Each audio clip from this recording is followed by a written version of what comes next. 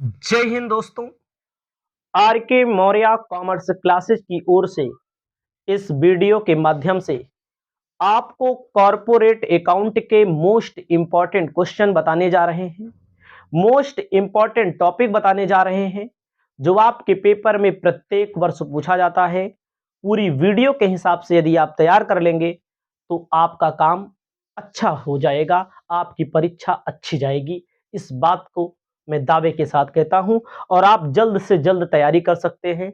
ज़्यादा नहीं पढ़ना पड़ेगा, बहुत आसानी से आप तैयारी भी कर सकते हैं। तो आपको मैं बता दूं, जो लोग कारपोरेट अकाउंट का पेपर देंगे, कौन सा सब्जेक्ट? कॉर्पोरेट, यानी कि निगमित निगमित लेखांकन। कारपोरेट अकाउंट को क्या बोलते हैं? निगमित लेखांकन बोला जाता है। और मैं बता दूं, इस सब्जेक्ट में सबसे पहला चैप्टर होता है अंशों का निर्गमन, हरण, पुनर्निर्गमन। आप चाहे जिस विश्वविद्यालय में पेपर देंगे, चाहे जिस विश्वविद्यालय से हुआ, भैया हो, एक सवाल आता है। क्या आता है? एक सवाल, मतलब न्यूमेरिकल हल करने के लिए। वो कौन वाला सवाल आता है कॉर्पोरेट अकाउंट में? ज्यादातर चांस होते हैं आनुपातिक आवंटन से संबंधित। आवंटन से संबंधित आपने चाहे जितना पढ़ाई की हो, चाहे जिस राइटर की बुक हो, 99% चांस होता है कि आपके यहां जो क्वेश्चन पूछा जाएगा, आपके पास चाहे जिस राइटर की बुक हो, 25 क्वेश्चन पार करने के बाद ही पूछेगा। ज्यादातर चांसेस होते हैं, क्योंकि अनुपातिक आवंटन यहीं पर होता है। क्या 25 नंबर के पहले नहीं पढ़ना चाहिए? पढ़ना सबका चाहिए। हमारे पास पूरा न्यूमेरिकल का एक एक video doctor S M Shukla, doctor S K Singh, Khanuja से संबंधित जो बुक है, एसबीपीडी संजय की बुक है, पूरा का पूरा हमारे पास है। यदि आप चाहते हैं तो हमारे नंबर पे संपर्क करके आप प्राप्त भी कर सकते हैं। फीस लेते हैं, इसमें कोई दो राय नहीं, लेकिन न्यूनतम फीस रहती है। अब बहुत सारे बच्चे कहेंगे सर हम न्यूमेरिकल नहीं करेंगे। तो भैया हो, आप न्यूमेरिकल मत करिए, आप करिएगा थ्योरी। लॉन्ग वाला पहले बता रहे, लॉन्ग वाला थ्योरी में ज्यादातर पूछता है अंशों के हरण से आशय एवं जर्नल प्रविष्टियां। देखो भाई, एकदम साफ साफ बात मैं बता दूं, बहुत सारे बच्चे देखेंगे वीडियो को अगर बाद में, तो जर्नल प्रविष्टियों का मतलब क्या होता है आपको मैं बता दूं। जो स्टूडेंट वास्तविकता के आधार पर कड़वा सच बोल रहा हूं, न्यूमेरिकल नहीं लगा पाएगा, और 99% पेपर में ही पूछता है। लॉन्ग वाले में अंशों के हरण से क्या आशय है, अंशों के हरण से संबंधित जर्नल प्रविष्टियां। थ्योरी पूछेगा तो ए, न्यूमेरिकल पूछेगा ए। अगर आप न्यूमेरिकल नहीं लगा पाते हैं तो थ्योरी आप नहीं लिख पाएंगे। लिख लेंगे, लेकिन 1 पेज 1.5 पेज से ज्यादा आप नहीं लिख पाएंगे, और आपको लिखना पड़ेगा कम से कम 4 पेज में लॉन्ग के लिए। तो आप निर्णय ले सकते हैं, लॉन्ग वाला मैंने पहले बता दिया। अब बात आती है, बहुत सारे बच्चे कहेंगे सर आप अजीब सा बोल रहे हैं, अजीब सी बात कर रहे हैं, हम तो लिख लेंगे। लिख लो, तो आपको बहुत बहुत शुभकामना देते हैं। देखो भैया, ए एंट्री आपको याद होनी चाहिए, और लिख लेना तो हमारे पास व्हाट्सअप करके एक बार जरूर भेजना कि सर हम थ्योरी लिखेंगे, यही इतना लिखेंगे, अपने मन से लिखना। तो हम आपको बताएंगे सही आपने लिखा है कि गलत आपने लिखा है, क्योंकि 4 पेज 3 पेज से कम अगर आप लिखते हैं तो उसका कोई मतलब नहीं निकलता है। क्योंकि भाई 20 नंबर 15 नंबर का क्वेश्चन ऐसे थोड़ी 1 पेज में 15 नंबर आपको मिल जाएगा, पूरा टॉपिक लिखना पड़ेगा। ठीक है, कोई दिक्कत नहीं है, आपको ध्यान देना है। अब इसमें थ्योरी छोटे क्वेश्चन कौन सा पूछा जाता है? ठीक है, सबसे पहला क्वेश्चन होता है छोटा क्वेश्चन। आपको मैं बता दूं भाई, अंश क्या है? अंश में समता अंश व पूर्वाधिकार अंश। अंश में समता अंश और पूर्वाधिकार अंश में अंतर। ठीक है, समता अंश पूर्वाधिकार अंश के बारे में अच्छी सी वीडियो मैंने YouTube पर अपलोड की है, अगर आप ढूंढ पाए तो ढूंढ करके आप पढ़ सकते हैं। याद रखिएगा, समता अंश और पूर्वाधिकार अंश में अंतर याद कर लोगे तो समता अंश का आ से पूर्वाधिकार अंश का आ से ऑटोमेटिक आपको याद हो जाएगा। दूसरा नंबर स्टेप आता है, इसी में पूछता है स्कंध क्या होता है। इसकी भी वीडियो मैंने YouTube पर अपलोड की है, स्कंध की वीडियो। स्कंध के बाद आपके पेपर में पूछता है बोनस अंश क्या है, इसी चैप्टर से बोनस अंश, अधिकार अंश, इसी में से छोटे क्वेश्चन पूछे जाएंगे। अधिकार अंश, स्वेट समता अंश, स्वेट समता अंश भी आपके पेपर में पूछा जाता है। ज्यादातर आपको मैं बता दूं स्वेट वाला पूछा जाता है, स्कंध पूछा जाता है, इनमें से एक आध जरूर पूछा जाएगा, याद रखिएगा। आपको आगे बताना चाहते हैं तीसरा नंबर, अति अभिधान, अति अभिधान, अल्प अभिधान। इन दोनों में से एक क्वेश्चन थ्योरी के रूप में पूछा जाता है। ठीक है, बहुत सारे बच्चे कहेंगे आप तो पूरा लिखवा दे रहे हैं, क्या करें पूरा ना लिखवाएं। ठीक है, पूछा जाता है। ठीक है, सब पढ़ाया गया है हमारे द्वारा। चौथा नंबर होता है अग्रिम याचना, अवशिष्ट याचना। जैसे अग्रिम याचना पूछे, अवशिष्ट याचना में पूछे, बस बहुत सारे बच्चे लेंगे जो एडवांस में मिल जाए उसे अग्रिम याचना कहते हैं, जो ना मिले उसे अवशिष्ट याचना कहते हैं। दादा भैया दीदी लोग, अग्रिम याचना की एंट्री भी लिखना पड़ेगा, अवशिष्ट याचना की एंट्री भी लिखना पड़ेगा। अग्रिम याचना अगर हो जाती है तो ब्याज की एंट्री भी लिख दो, तब अच्छा नंबर मिलता है। अवशिष्ट याचना की एंट्री लिख दो, तब अच्छा नंबर मिलता है। ठीक है, आपको मैं बताना चाहता हूं, अब आ जाइए, पूर्वाधिकार अंशों के शोधन से क्या आशय है। पूर्वाधिकार अंशों के शोधन से आशय एवं नियम। नियम का मतलब क्या होता है, प्रावधान। भैया हो प्रावधान हमका पूरा याद है, हम यहां प्रावधान बताएंगे नहीं। क्यों नहीं बताएंगे, क्योंकि हमें इंपॉर्टेंट क्वेश्चन बताने का काम करना है। यहां पर प्रावधान आप तैयार कर लीजिएगा। सवाल कभी कभी आता है, कभी कभी नहीं आता है, भी मैं बता दूं। इससे तो आता भी है तो थोड़ा बच्चों को कठिन भी लगता है, भी मैं बता दे रहा हूं। तो इच्छा कहे तो आप इसका प्रावधान याद कर लीजिएगा, 99% पेपर में आता है। अब आती है बात अगला, ऋणपत्रों के शोधन से आशय। अभी परसों नरसों में वीडियो अपलोड किया था, ऋणपत्रों के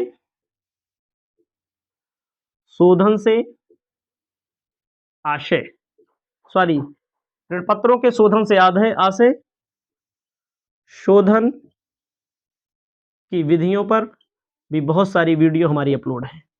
और आता है न्यूमेरिकल, एक सवाल न्यूमेरिकल आता है बहुत सारी कंडीशन में। आप जान लो सिंकिंग फंड की सवाल पेपर में बहुत पूछी जाती है। सिंकिंग फंड क्या है, ऋणपत्रों के शोधन से क्या आशय है, हेडिंग लिखना है।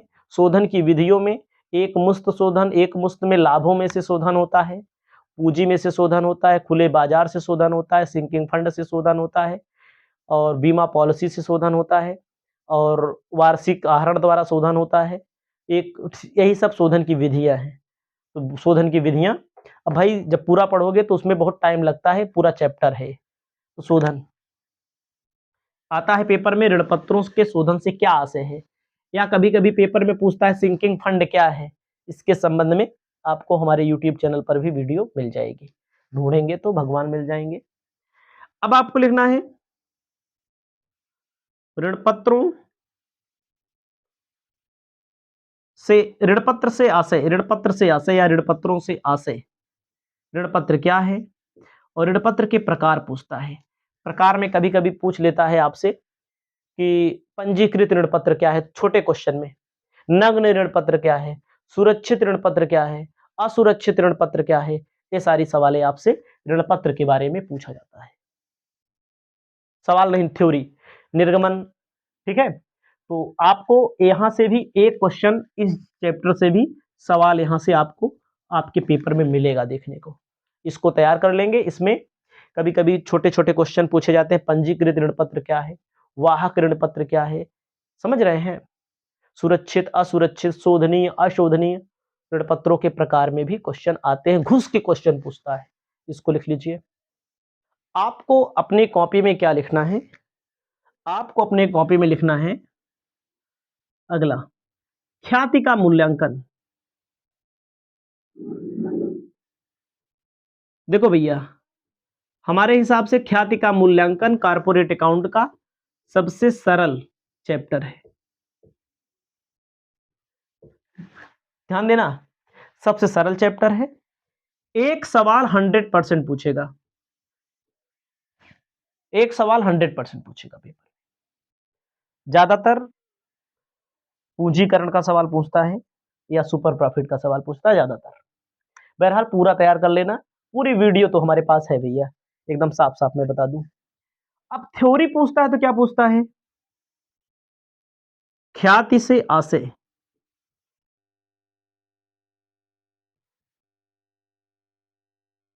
ख्याति के मूल्यांकन की विधियां। ध्यान देना है, ख्याति से क्या आशय है, ख्याति के मूल्यांकन की विधियां, औसत लाभ विधि, अधिलाभ विधि, औसत लाभ विधि, अधिलाभ विधि और पूंजीकरण विधि, बाहरी औसत लाभ विधि होता है, और पूंजीकरण के बाद होता है औसत लाभ का पूंजीकरण, अधिलाभ का पूंजीकरण, वार्षिकी विधि। ये सारी विधियां हैं। सूत्र आपको तैयार होना चाहिए, ठीक है। अब आप चलिएगा, ख्याति के मूल्यांकन की विधियां हो।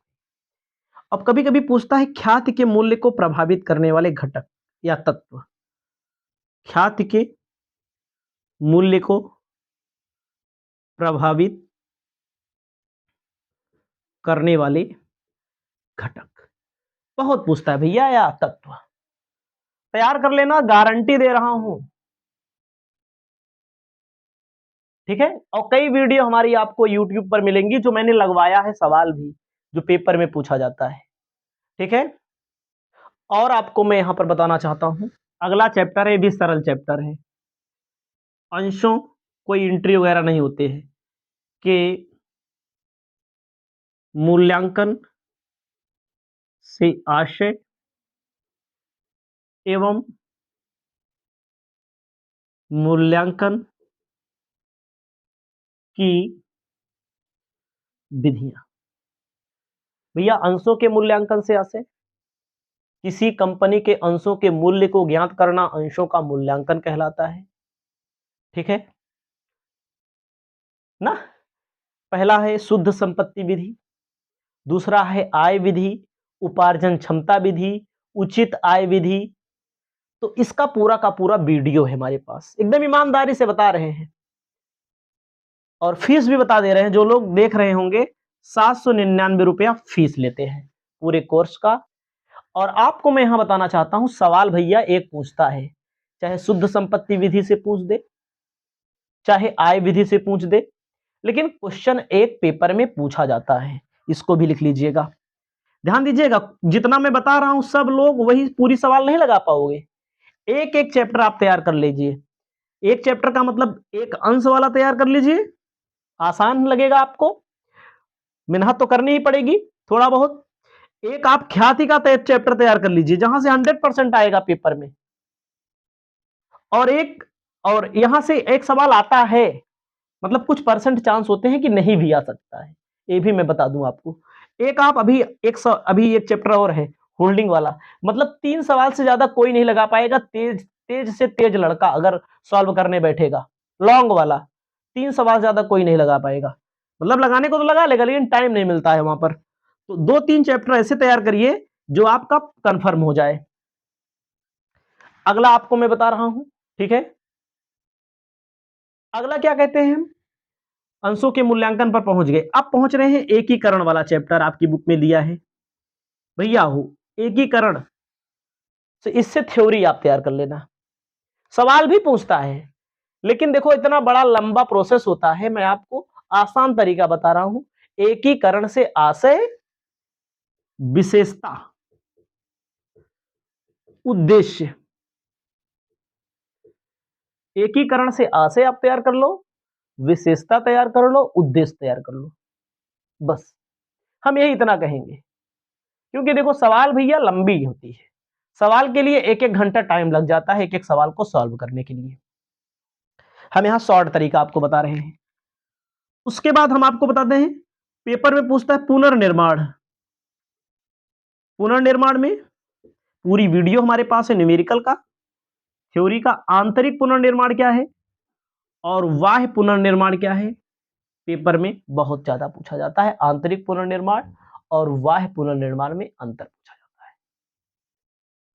है। आंतरिक या बाह्य पुनर्निर्माण से थ्योरी पूछी जाती है, सवाल भी यहां से पेपर में आती है और हमारे पास पूरा वीडियो है। इच्छा कहे तो आप ले सकते हैं, ठीक है, आपकी इच्छा के ऊपर है। अगला आते हैं सूत्रधारी कंपनी क्या है। थ्योरी अगर पूछेगा, चैप्टर है सूत्रधारी कंपनी।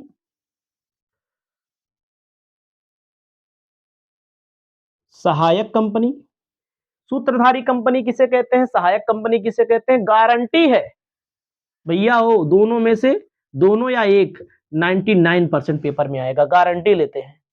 ना आए तो चैनल को अनसब्सक्राइब करके अपना काम करने लगिएगा।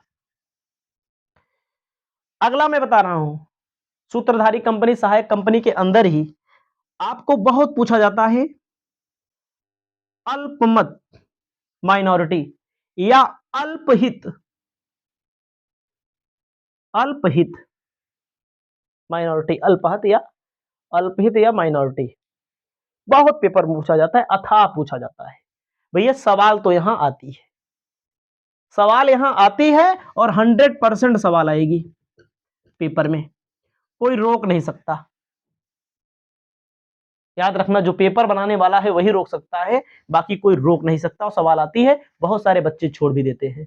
इसीलिए मैं बच्चों को, स्टूडेंट को बता रहा हूं कि ऐसा कोई चैप्टर तैयार करिए जो आप पेपर में लिख लें। सूत्रधारी कंपनी वाला चैप्टर तैयार कर लीजिए, गुडविल वाला, अंश वाला, 3 सवाल ज्यादा कोई लगाएगा नहीं, हमें पता है, क्योंकि वहां टाइम नहीं रहता। आता भी रहता है तो लोगों का दिमाग कम काम करता है। बाकी पढ़ने को तो पूरा पढ़ना चाहिए, ताकि नॉलेज हो, ज्ञान हो, ज्ञान का विस्तार होगा, तभी आपका विस्तार होगा, देश का विस्तार होगा। बाकी एक क्वेश्चन और तैयार करना पड़ेगा आपको, कंपनी से आशय, क्योंकि आप कंपनी से संबंधित आशय प्रकार, जैसे निजी कंपनी क्या होता है, सार्वजनिक कंपनी क्या होता है, इससे संबंधित भी क्वेश्चन आपके पेपर में पूछा जाता है। निजी कंपनी क्या होता है, सार्वजनिक कंपनी क्या होता है, ठीक है, निजी कंपनी सार्वजनिक कंपनी में अंतर पूछ लिया जाता है। तो ये पहले चैप्टर में ही दिया रहता है, इसको आप तैयार कर लेंगे। बाकी कुछ चैप्टर ऐसे हैं जो कहीं कहीं पर नहीं होते हैं। बाकी मैंने 99% बता दिया, 1-8% अगर छूटा है तो उतना तो सबसे छूटता है, हमसे भी छूटेगा, आपसे भी छूटेगा, उसमें कोई दिक्कत नहीं है। और पेपर देने जाइए तो प्रत्येक क्वेश्चन का उत्तर लिखिए। अगर आपको नहीं आ रहा है तो जो पहले वाले प्रश्न का लिखा है वही अगले वाले प्रश्न का भी लिख दीजिए, और गारंटी देता हूं कि पेपर में अच्छा अंक मिलेगा आपको।